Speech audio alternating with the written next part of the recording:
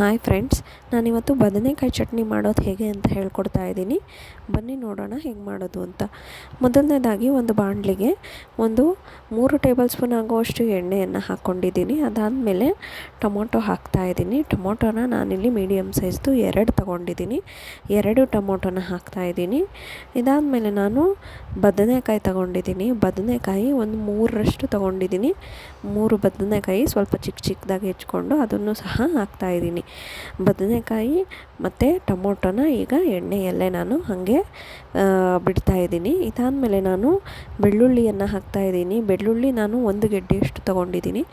1 ಗೆಡ್ಡೆಯಷ್ಟು ತೊಗೊಂಡು ಈಗ ಪ್ಲೇಟ್ ಮುಚ್ಚಿ ಅದನ್ನು ಬೇಯೋದಕ್ಕೆ ಬಿಡಬೇಕು.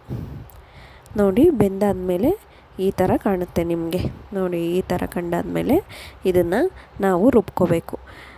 ಬದನೆಕಾಯಿ, ಟೊಮೊಟೊ ಮತ್ತು ಬೆಳ್ಳುಳ್ಳಿ ಇಷ್ಟನ್ನು ಸಹ ನಾವು ನೀರು ಹಾಕದೆ ಎಣ್ಣೆಯಲ್ಲೇ ಫ್ರೈ ಮಾಡ್ಕೋಬೇಕು, ಅಥವಾ ಅದು ಪ್ಲೇಟ್ ಮುಚ್ಚಿ ಸ್ವಲ್ಪ ಬೇಯೋದಕ್ಕೆ ಬಿಡಬೇಕು. ನೋಡಿ, ಈಗ ಪೂರ್ತಿಯಾಗಿ ಬೆಂದಾದಮೇಲೆ ನಾವು ಅದನ್ನು ಆರೋದಕ್ಕೆ ಬಿಟ್ಬಿಟ್ಟು ಆರಾದಮೇಲೆ ಅದನ್ನು ನಾವೀಗ ಒಂದು ಮಿಕ್ಸಿ ಜಾರಿಗೆ ಹಾಕಿ ರುಬ್ಕೊಂಡು ಅದನ್ನು ನಾನೀಗ ತೆಗಿತಾ ಇದ್ದೀನಿ. ಈಗ ಆ ಮಿಶ್ರಣಕ್ಕೆ ನಾನು ಉಪ್ಪು ಮತ್ತು ಖಾರ ಪುಡಿ, ಖಾರವಾಗಿರಬೇಕು ಅಂದರೆ ನೀವು ಜಾಸ್ತಿ ಖಾರ ಹಾಕ್ಕೊಳ್ಳಿ. ನಾನು 1 ಟೇಬಲ್ ಸ್ಪೂನ್ ಆಗುವಷ್ಟು ಖಾರದ ಪುಡಿ ಮತ್ತು ಇಲ್ಲಿ ನಾನು ಮೀಡಿಯಮ್ ಸೈಜ್ದು 1 ಈರುಳ್ಳಿಯನ್ನು ತೊಗೊಂಡಿದ್ದೀನಿ. ಈರುಳ್ಳಿನ ಹಾಕಿ ಅದಾದಮೇಲೆ ಒಂದು 4 ಟೇಬಲ್ ಸ್ಪೂನ್ ಆಗುವಷ್ಟು ಕೊತ್ತಂಬರಿ ಸೊಪ್ಪನ್ನ ಹಾಕಿ ಅದನ್ನು ಈಗ ಅದಕ್ಕೆ ಮಿಕ್ಸ್ ಮಾಡ್ತಾಯಿದ್ದೀನಿ. ಈಗ ವೈರಲ್ದು ಟೊಮೊಟೊ ಚಟ್ನಿ ಆಗಿತ್ತಲ್ಲ, ಅದೇ ಥರ ಸೇಮ್ ಇದು.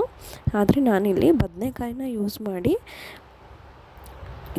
ಬದನೆಕಾಯಿ ಚಟ್ನಿ ಅಂತ ಮಾಡಿದ್ದೀನಿ. ನೋಡಿ, ತುಂಬ ಚೆನ್ನಾಗಿ ಬಂದಿತ್ತು. ನೀವು ಸಹ ಟ್ರೈ ಮಾಡಿ, ಹೇಗಿದೆ ಅಂತ ನನಗೆ ಕಮೆಂಟ್ ಮಾಡಿ.